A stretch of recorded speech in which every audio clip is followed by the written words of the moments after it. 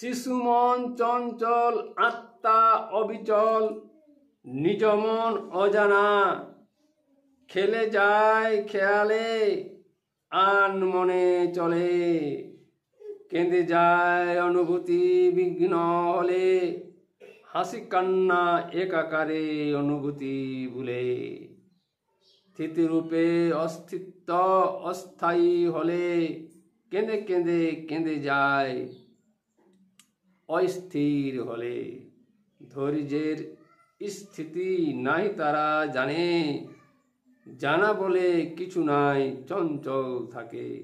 শিশু মন অধরায় পরনির্ভর থাকে, নিদ্রা অনিদ্রা সমকালে।